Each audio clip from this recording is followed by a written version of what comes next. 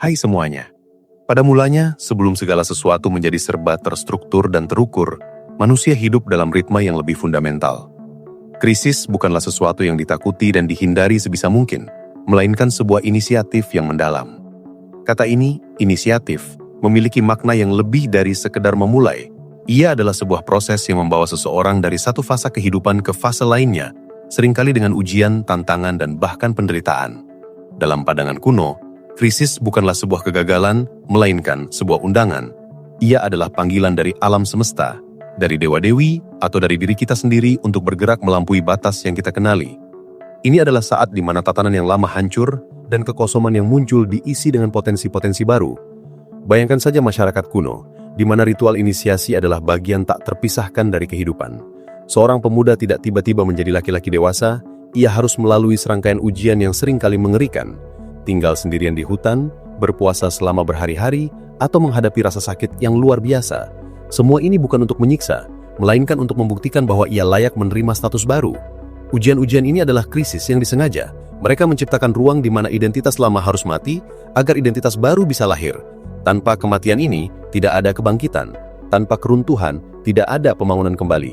Ini adalah sebuah siklus yang dipahami secara intuitif, sebuah kebenaran yang tertanam dalam setiap mitos dan cerita rakyat.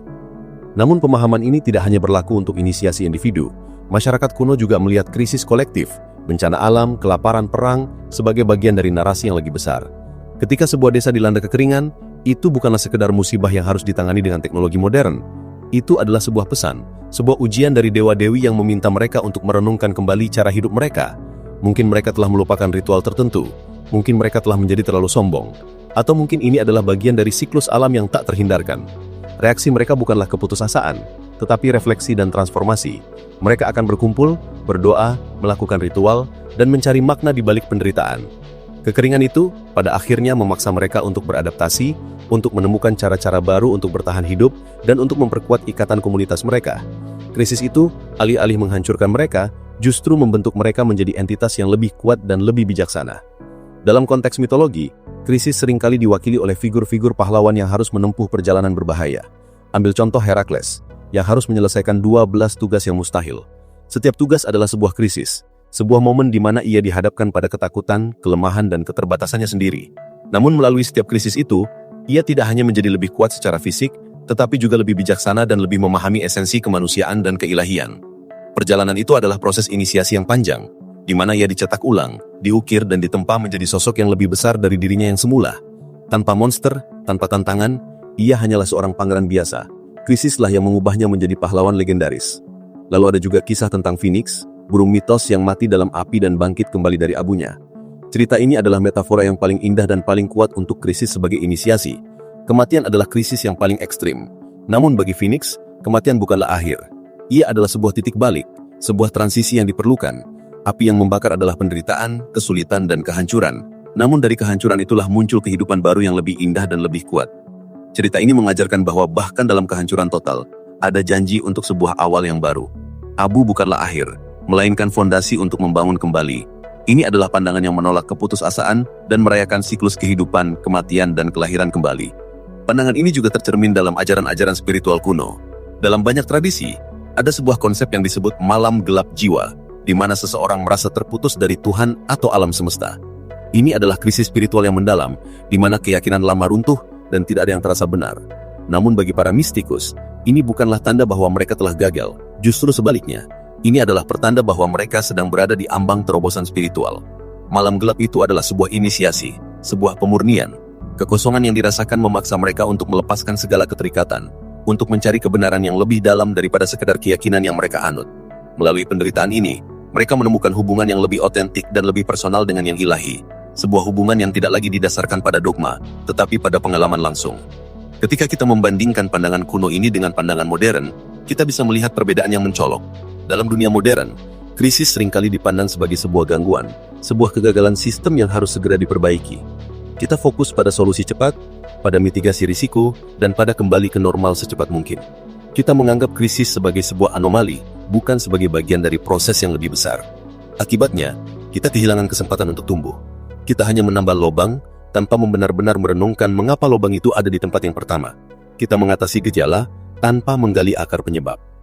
Ambil contoh krisis pekerjaan. Seseorang dipecat, dan respons modern adalah mencari pekerjaan baru secepatnya. Tentu saja, ini adalah respons yang logis dan perlu, tetapi pandangan kuno akan bertanya lebih dari itu. Mengapa ini terjadi? Apa yang bisa dipelajari dari pengalaman ini?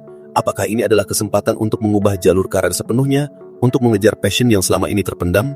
Apakah ini adalah waktu untuk merenungkan kembali nilai-nilai kita, untuk menentukan apa yang benar-benar penting dalam hidup? Krisis pemecatan itu dalam pandangan kuno adalah sebuah pintu gerbang. Ia adalah sebuah inisiasi yang memaksa seseorang untuk menghadapi ketidakpastian dan membangun kembali identitas profesional dan pribadi mereka dari awal. Ini adalah sebuah proses yang menantang, tetapi juga penuh dengan potensi. Begitu juga dengan krisis kesehatan.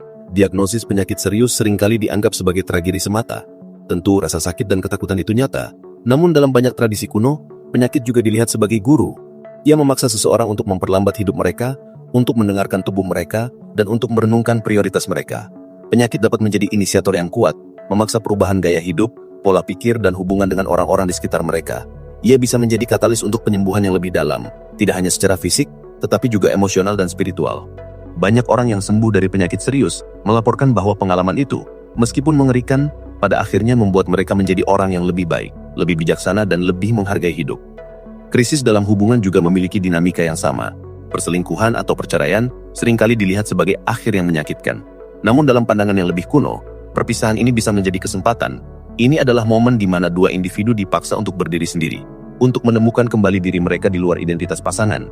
Ini adalah sebuah inisiasi ke dalam kehidupan yang baru, sebuah kesempatan untuk tumbuh, untuk belajar dari kesalahan, dan untuk membangun hubungan yang lebih sehat di masa depan. Perpisahan itu, meskipun penuh duka, adalah api yang memurnikan, memisahkan apa yang tidak lagi berfungsi agar sesuatu yang lebih otentik bisa muncul.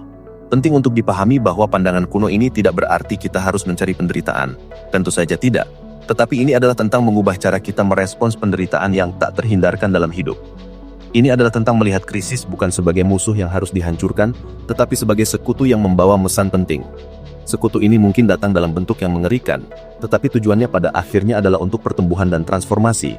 Kita tidak perlu lagi takut akan kehancuran, karena kita tahu bahwa dari kehancuran itu, ada potensi untuk kebangkitan yang lebih besar.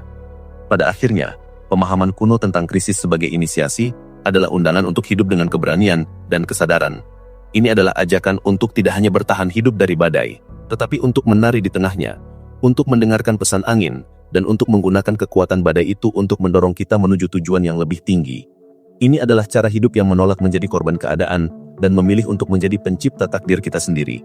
Kita tidak bisa mengontrol kapan krisis akan datang, tetapi kita bisa mengontrol how kita meresponsnya. Dan dalam respons itulah terletak kekuatan sejati kita. Kekuatan untuk mengubah kehancuran menjadi keindahan dan penderitaan menjadi kebijaksanaan. Ini adalah warisan abadi dari nenek moyang kita. Sebuah pandangan yang relevan, bahkan mungkin lebih relevan, di dunia kita yang serba cepat dan tak terprediksi ini.